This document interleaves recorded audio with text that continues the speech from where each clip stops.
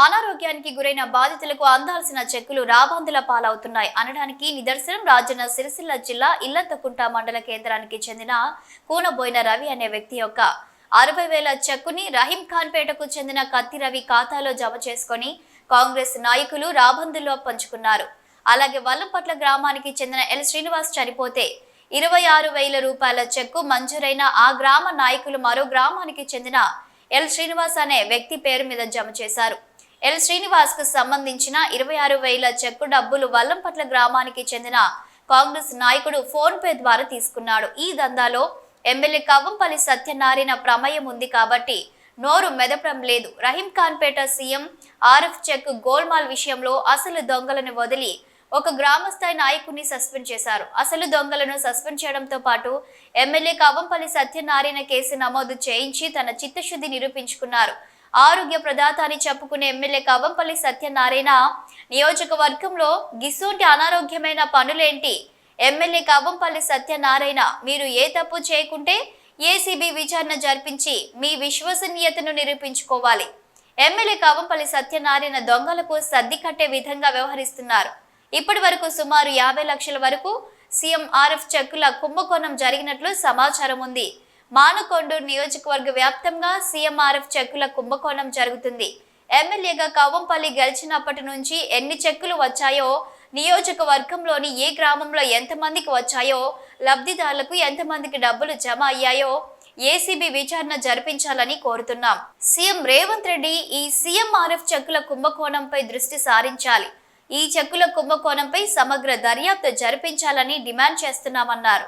తెలంగాణ రాకముందు అధికారం లేనప్పుడు కూడా ఆరోగ్యశ్రీ పేరిట తన హాస్పిటల్ నుంచి నకిలీ బిల్లులు పెట్టుకోవడం, అదేవిధంగా ఇప్పుడు కూడా ఐఓసీల పేరిట కోట్లాది రూపాయలు స్వాహా చేసినట్లు పక్కా సమాచారం.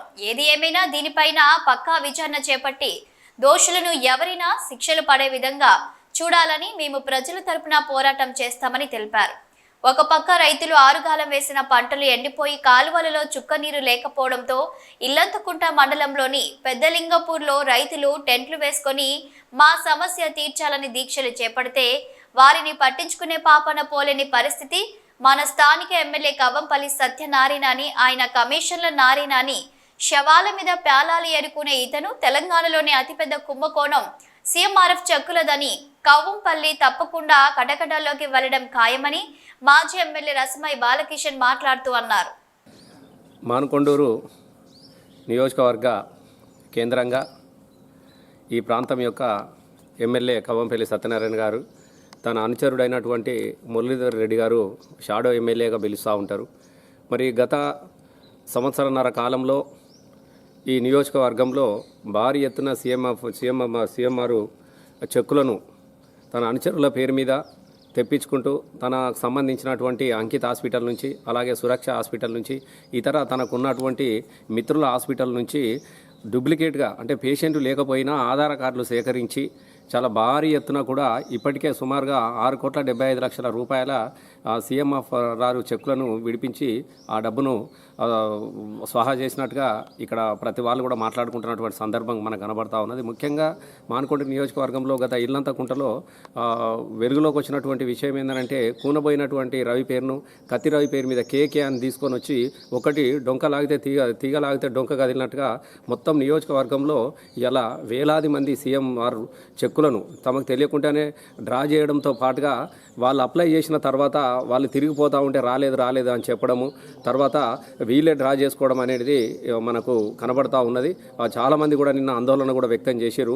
వల్లంపట్లకు సంబంధించినటువంటి ఎల్శ్రీని ఆయన చనిపోతే 26,000 వస్తే ఇంకో ఎల్ శ్రీనివాస్ పేరు మీదుగా తీసుకున్నట్టుగా కదిలింది. దీనికి అందరికీ ఏంటంటే సూత్రధారి కవ్వంపల్లి గారే.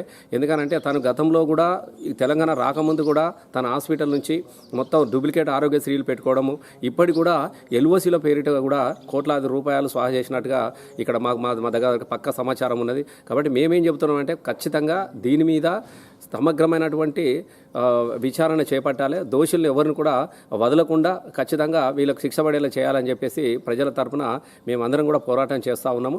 ఇలా వేలాది మంది కదిలి వచ్చినారు. అంటే ఒకలో ఇద్దరో మందులో కాదు, ఇలా వేలాది మంది తమ గోడును వెళ్ళబోసుకున్నటువంటి సందర్భం కనబడతా ఉన్నది.